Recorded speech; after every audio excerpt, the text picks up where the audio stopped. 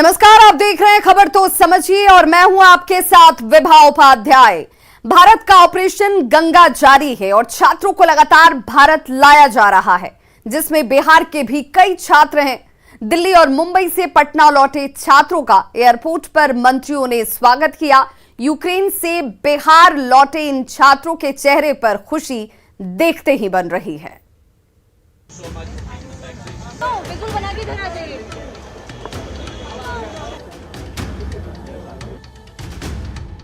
भारत का ऑपरेशन गंगा जारी है और छात्रों को लगातार भारत लाया जा रहा है, जिनमें बिहार के भी कई छात्र हैं। दिल्ली मुंबई से लौटे छात्रों का एयरपोर्ट पर मंत्रियों ने स्वागत किया। यूक्रेन से बिहार लौटे छात्रों के चेहरे पर खुशी देखते बन रही है। ये वतन वापसी की खुशी है।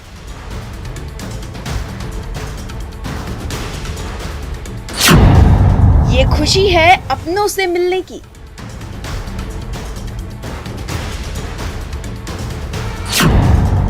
और सुकून है सुरक्षित लौटने का।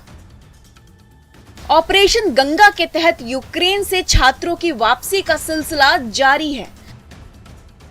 बिहार के रहने वाले छात्रों का 3 जत्था पटना पहुंच चुका है। पटना एयरपोर्ट पर छात्रों के स्वागत के लिए मंत्रियों की लाइन लग गई। मंत्रियों ने गुलाब देकर छात्रों का स्वागत किया। परेशान था, एक बड़ा ट्रॉमा होता है जब इस फेज से गुजरता है। लगता है कि जब पूरा वॉर जोन में ये बच्चे पढ़ने गए थे, वो पूरा वॉर जोन में फंसे हुए थे। यूक्रेन से जो छात्र बिहार लौटे हैं, उनमें तारापुर के विधायक राजीव कुमार सिंह की बेटी रीमा सिंह भी एयरपोर्ट पर पिता को देखते ही रीमा भावुक हो गयी। मुझे बहुत खुशी हो रही है कि मैं अपने देश लौट के आ गई हूँ। तो और भी बच्चे हैं, वो भी आ जाएंगे, टेंशन नहीं लेना है किसी को भी। और हम सेफली आए हैं। पिता से मिलकर कैसा लग रहा है? कैसा? ऑफ कोर्स खुशी हो रही है मुझे। हाँ, मुझे बहुत खुशी हो रही है कि मैं अपने लोगों से मिल रही हूँ। यूक्रेन से सकुशल भारत लौटे पटना के अभिषेक जैसे ही अपने घर पहुंचे, घर में खुशी की लहर छा गई। अभिषेक ने न्यूज़ 18 को बताया कि कैसे तनाव के माहौल में उन लोगों के पिछले कुछ दिन कटे। 2-3 दिन अटैक से 2-3 दिन पहले भी था कि सिचुएशन अब खराब हो रहा है, कभी भी अटैक हो सकता है, लेकिन फ्लाइट्स अवेलेबल नहीं थी क्योंकि इतना ज़्यादा बच्चे और थोड़ी सी फ्लाइट्स थी तो जल्दी बुक नहीं हो पाया। फिर अटैक वाले दिन तो कंफर्म हो गया कि अब तो फंस गए यहाँ पर। खुशी की लहर मुजफ्फरपुर की सना तस्कीन के घर में भी है। सना भी उन छात्रों में शामिल है जिनकी यूक्रेन से सकुशल वापसी हुई।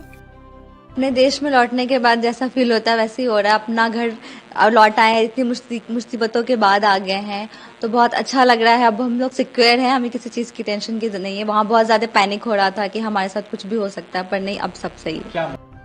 खुद मुख्यमंत्री नीतीश कुमार छात्रों की वापसी प्रक्रिया की मॉनिटरिंग कर रहे हैं। सीएम ने कहा कि बिहार के रहने वाले छात्रों को घर तक पहुंचाना बिहार सरकार की जिम्मेवारी है। केंद्र सरकार की तरफ से आ जाएंगे, वहां से उनको अपने घर तक पहुंचाने के लिए राज्य सरकार इंतजाम कर रही है, वो कर देगी। अभी कुछ लोग बाहर से आ रहा है, सबको घर तक हम लोग पहुंचवा देंगे ताकि किसी तरह। यूक्रेन और रूस में युद्ध चल रहा है। युद्ध के बीच यूक्रेन के छात्रों को वापस लाना किसी चुनौती से कम नहीं है, लेकिन घर वापसी की खुशी इन छात्रों के चेहरे पर दिख रही है। उसके लिए सरकार कुछ भी करने को तैयार है। न्यूज़ 18 के लिए पटना से ऋतु रोहिणी और मुजफ्फरपुर से प्रियांक सौरभ की रिपोर्ट। और चलिए जरा इस खबर को समझ लेते हैं। यूक्रेन में बिहार के बहुत से छात्र मेडिकल की पढ़ाई करते हैं। युद्ध की वजह से यूक्रेन में हालात काफी खराब हैं और भारत सरकार ने यूक्रेन से छात्रों को लाने के लिए ऑपरेशन गंगा शुरू कर दिया है। चूंकि युद्ध की वजह से यूक्रेन का एयर स्पेस इस वक्त बंद है, यानी एयर स्पेस का इस्तेमाल यूक्रेन का नहीं किया जा सकता और यही वजह है कि छात्रों को पहले हंगरी और रोमानिया बॉर्डर के जरिए लाने की इस वक्त लगातार कोशिशें की जा रही हैं। छात्र यहां से वापस भी आ रहे हैं, लेकिन अभी भी कई ऐसे छात्र हैं जो वहां पर फंसे हुए हैं। ऑपरेशन गंगा के जरिए जो छात्र वापस आ रहे हैं उनमें बिहार के भी कई छात्र हैं। 3 अलग अलग विमानों से आज 23 छात्र राजधानी पटना पहुंचे। छात्रों को घर तक पहुंचने में दिक्कत ना हो, इसलिए राज्य सरकार ने भी अपने स्तर से इंतजाम किया हुआ है और बिहार सरकार के मंत्री खुद एयरपोर्ट पर जाकर छात्रों का स्वागत कर रहे हैं। सकुशल वतन वापसी के बाद छात्रों ने केंद्र के साथ बिहार सरकार का भी आभार जताया कि वो सुरक्षित वापस आ गए और ये उम्मीद जाहिर की कि उनके तमाम जो दोस्त साथी अभी यूक्रेन में फंसे हुए हैं वो भी सकुशल बहुत जल्द अपने वतन वापस आ जाएं। यूक्रेन से भारत के छात्रों की वापसी का सिलसिला लगातार जारी है, लेकिन अब भी बिहार के बहुत से ऐसे छात्र हैं जो यूक्रेन में बेहद कठिन हालातों में फंसे हुए हैं, जिन लोगों ने सरकार से मदद की गुहार लगाई है।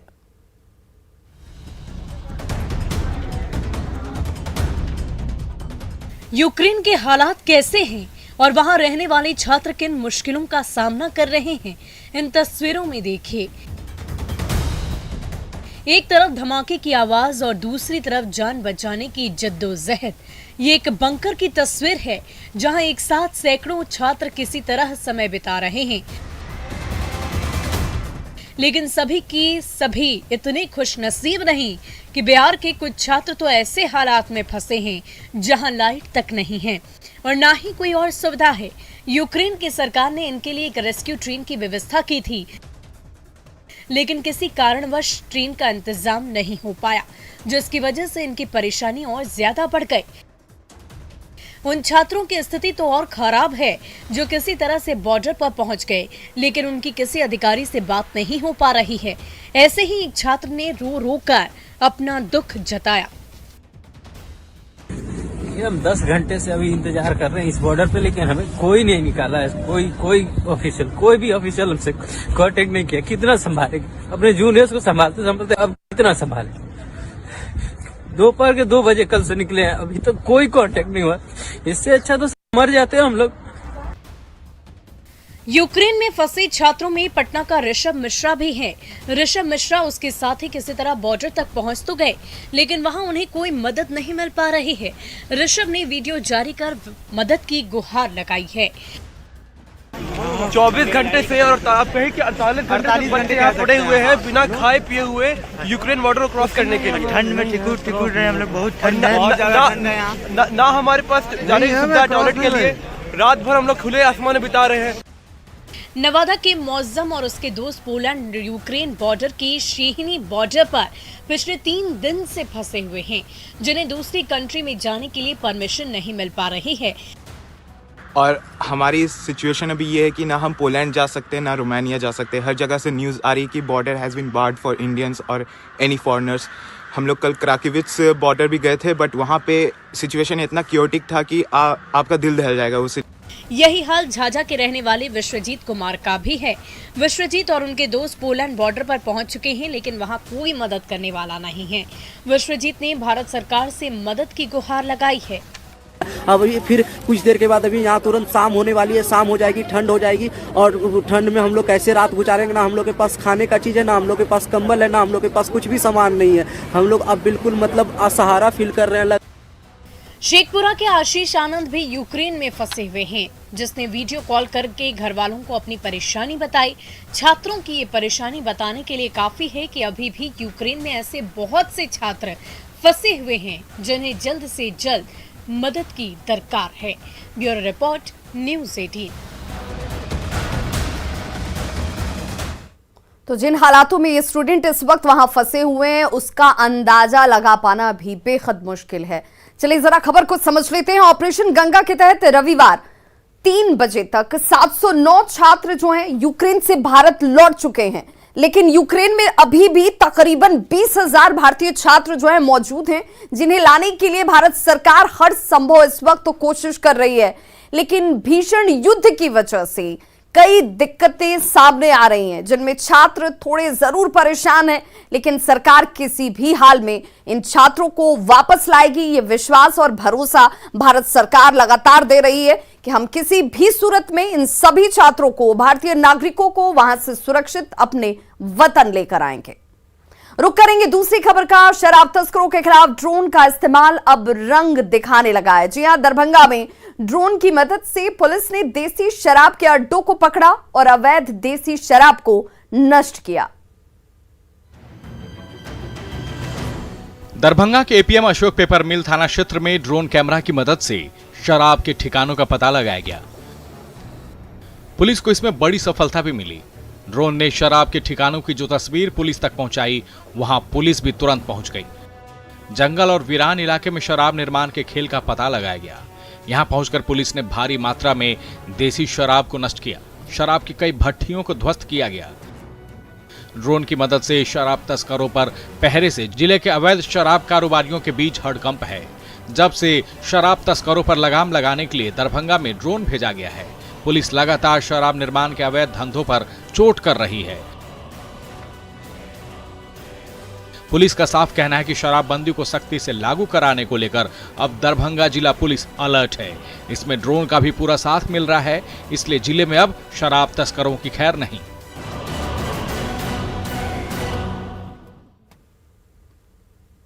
तो मुख्यमंत्री नीतीश कुमार ने ये साफ कह दिया है कि शराबबंदी के क्रियान्वयन में किसी प्रकार की कोताही नहीं की जाएगी। सीएम ने शराब धंधेबाजों को भी चेतावनी दी। मुख्यमंत्री ने कहा कि ड्रोन से शराब के ठिकानों की निगरानी की जा रही है और उनके खिलाफ एक्शन जारी रहेगा। तब तो आप देख न रहे हैं जी, तब तो एक एक चीज न हो रहा है। अब तो पुलिस वाले लगे हुए हैं ना, अब तो हम इनको धन्यवाद देते हैं कि अब इन लोगों ने तो ड्रोन का भी इस्तेमाल शुरू कर दिया है। अब ड्रोन तो ऊपर उड़ते रहता है, जरा जान ले दारूबाज लोग, जरा जान ले, ऊपर से ड्रोन उड़ते रहता है और सब में फोटो नीचे से आते रहता है और तब पता चलेगा, एक्शन होगा। हम तो कहा, और हम तो पटना के डीएम सबको आज से हम कह रहे हैं, कह रहे भाई सबसे ज्यादा पटना में कार्रवाई शुरू करिए। तो मुख्यमंत्री को आप सुन रहे थे, जिन्होंने कहा कि शराब धंधेबाजों के खिलाफ ये अभियान लगातार चलता रहेगा। अब ऐसे में जरा इस खबर को समझिए कि शराबबंदी जो है मुख्यमंत्री नीतीश कुमार की सर्वोच्च प्राथमिकता में शामिल है। जी हां, इसी लेकर वो कटिबद्ध हैं और ये उनकी प्राथमिकता में शामिल है।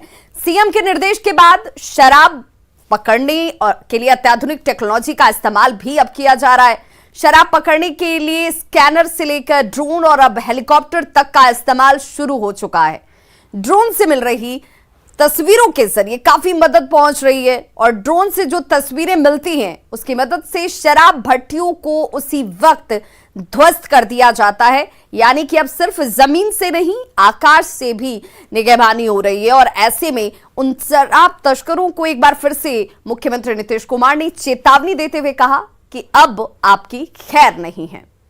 यानी कि अब शराब के धंधे पर आसमान से भी नजर जो है वो रखी जा रही है और इसलिए या तो शराब के धंधेबाज शराब छोड़ दें, नहीं तो बिहार उन्हें छोड़ना पड़ेगा। रुक करेंगे दूसरी खबर का। तो झारखंड में धर्मांतरण का मामला बढ़ता जा रहा है। जमशेदपुर के गोलमुरा थाना क्षेत्र में नानक नगर बस्ती में धर्मांतरण का मामला सामने आया है। ईसाई मिशनरियों पर धर्म परिवर्तन कराने का आरोप लगा है। वहीं धर्मांतरण की खबर के बाद हिंदूवादी संगठनों ने जमकर बवाल काटा। दो तस्वीर इस वक्त आप टीवी स्क्रीन पर देख रहे हैं, जहां पर जमकर बवाल काटा गया।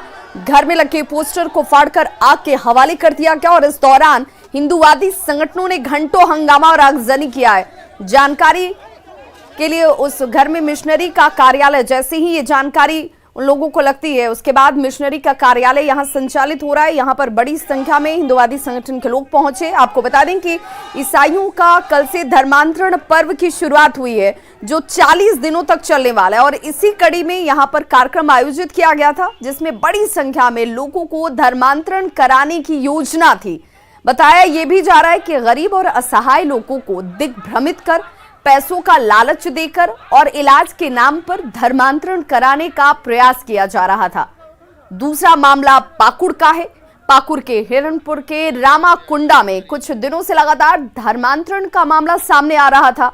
धर्मांतरण के विवाद की पुष्टि को लेकर हिरणपुर प्रखंड के सीओ और थाना प्रभारी रामाकुंडा गांव पहुंचे और इस दौरान पदाधिकारियों ने कई लोगों से बात की और लोगों से पूछा कि क्या धर्मांतरण के लिए उन पर कोई दबाव डाला जा रहा है।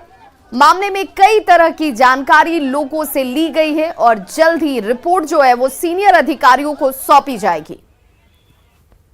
कोई लोग पूजा करते, मतलब कोई झाड़ फूक करता है, फिर उसके ऊपर बेहोश करता है, बाहर के लोगों को ही करता है। कुछ लोगों का कहना था कि नहीं धर्म परिवर्तन करता है, और अभी कहता है कि नहीं सरदार जैसे ये पगड़ी लगाता है, उसके बाद इस तरह से कार्यक्रम को करता है। तो इन लोग का आरोप है कि भाई अगर मान लीजिए कि वो दूसरे धर्म को अपना लिया चाहे कुछ कर लिया है तो ऐसे, लेकिन यहाँ पे जनरली लोग इलाज के नाम से आता है, झाड़ फूक कराता है, झाड़ फूक कराने के लिए आता है। क्योंकि इस तरह से लोगों का प्रचार प्रसार कैसे हो गया है पता नहीं। यहाँ पे तो लोग कहता है बहुत पहले से लोग आते जाते हैं, तो उसी को लेकर के हम लोग अभी दोनों कम से बात करा देंगे, और बात कराने के बाद हम लोग देखते हैं क्या मैटर रहता है। और जरा खबर को समझिए, झारखंड में आदिवासी समाज के लोग ज्यादा हैं। बहुतायत संख्या आदिवासी समाज के लोगों की है। आदिवासी समाज के लोग सीधे साधे होते हैं। प्रार्थना के नाम पर मिशनरियां इन्हें बुलाती हैं। गरीब लोगों को बीमारी से इलाज का झांसा दिया जाता है। पैसों का लालच देकर कई लोगों को लुभाकर उनका धर्म परिवर्तन करा दिया जाता है, यानी धर्मांतरण कराया जाता है। और यही वजह है कि लगातार धर्म परिवर्तन को लेकर, धर्मांतरण को लेकर के सवाल उठ रहे हैं, और इस तरीके से नाराजगी भी खुलकर सामने आ रही है। प्रधानमंत्री नरेंद्र मोदी ने एक बार फिर रेडियो पर मन की बात की। इस दौरान उन्होंने स्थानीय भाषाओं और संगीत में जन भागीदारी पर जोर दिया।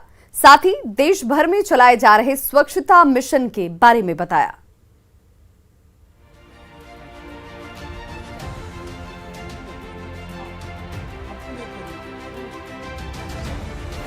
एक भारत श्रेष्ठ भारत में हो भागीदारी। त्योहार पर रहे वोकल फॉर लोकल याद। परिवर्तन प्रगतिशील प्रयासों में आगे नारी शक्ति। प्रधानमंत्री नरेंद्र मोदी ने रेडियो पर मन की बात कार्यक्रम की शुरुआत इटली से भारत लाई गई अवलोकितेश्वरी पद्मपाणि की मूर्ति के बारे में बताकर की। उन्होंने बताया कि पिछले 7 साल में 200 से ज्यादा बहुमूल्य प्रतिमाएं भारत लाई जा चुकी है। दूसरे देश भी समझने लगे हैं कि ये प्रतिमाएं भारत की सांस्कृतिक और पारंपरिक धरोहर है, जो भारत के साथ सॉफ्ट डिप्लोमेसी में बेहद कारगर है। भारत इटली से अपने एक बहुमूल्य धरोहर को लाने में सफल हुआ है। ये धरोहर है अवलोकितेश्वर पद्मपाणि की। साल 2013 तक करीब 13 प्रतिमाएं भारत आई थी, लेकिन पिछले 7 साल में 200 से ज्यादा बहुमूल्य प्रतिमाओं को भारत सफलता के साथ वापस ला चुका है। मन की बात कार्यक्रम में इस बार प्रधानमंत्री नरेंद्र मोदी ने भारत की स्थानीय भाषाओं और संगीत पर खासा जोर दिया। उन्होंने भारतीय गाने वाले तंजानिया के भाई बहन कीली पॉल नीमा और 150 देशों के संगीतकारों द्वारा गाए गए राष्ट्रपति महात्मा गांधी के भजन वैष्णव जन का जिक्र किया। नौजवानों से आह्वान करता हूँ, आइए भारतीय भाषाओं के जो पॉपुलर गीत हैं उनको आप अपने तरीके से वीडियो बनाइए, बहुत पॉपुलर हो जाएंगे आप, और देश की विविधताओं का नई पीढ़ी को परिचय होगा। प्रधानमंत्री नरेंद्र मोदी ने देश के विकास में बेटियों की बढ़ती भागीदारी के बारे में बताया और भारत में हो रहे परिवर्तन प्रगतिशील प्रयासों में नारी शक्ति के नेतृत्व की सराहना की। बेटी बचाओ बेटी पढ़ाओ की सफलता को ही लीजिए। आज देश में लिंग अनुपात सुधरा है। स्कूल जाने वाली बेटियों की संख्या में भी सुधार हुआ है। इसी तरह स्वच्छ भारत अभियान के तहत देश में महिलाओं को खुले में शौच से मुक्ति मिली है। जब से ट्रिपल तलाक के खिलाफ कानून आया है, देश में 3 तलाक के मामलों में 80% की कमी आई है। परिवर्तन इसलिए आ रहा है क्योंकि हमारे देश में परिवर्तन और प्रगतिशील प्रयासों का नेतृत्व अब खुद महिलाएं कर रही हैं। प्रधानमंत्री नरेंद्र मोदी के मन की बात कार्यक्रम की ये 86वां संस्करण है। इस दौरान पीएम मोदी ने देशवासियों को महाशिवरात्रि और होली के त्योहार के लिए शुभकामनाएं दी। साथ ही खरीदारी में वोकल फॉर लोकल का खास ध्यान रखने पर जोर दिया। Bureau report, news 18 network. और चलिए अब खबर को समझिए। हर महीने के अंतिम रविवार को रेडियो पर प्रधानमंत्री नरेंद्र मोदी के मन की बात आप सुनते हैं। ये कार्यक्रम हर महीने के आखिर रविवार को होता है। प्रधानमंत्री नरेंद्र मोदी के मन की बात कार्यक्रम का ये 86वां संस्करण रहा। प्रधानमंत्री मन की बात के जरिए देशवासियों को कोई ना कोई बड़ा संदेश देते हैं। इस बार प्रधानमंत्री ने स्थानीय भाषाओं और संगीत में जन भागीदारी पर जोर दिया। साथ ही देश भर में चलाए जा रहे स्वच्छता मिशन के बारे में भी उन्होंने जानकारी दी और ये भी जानकारी साझा किया कि हमें अपने प्राचीन संगीत को एक बार फिर से जीवित करना है और इसमें सबकी भूमिका होनी चाहिए। खबरों का सिलसिला लगातार जारी है। आप देखते रहिए न्यूज़ 18 बिहार झारखंड।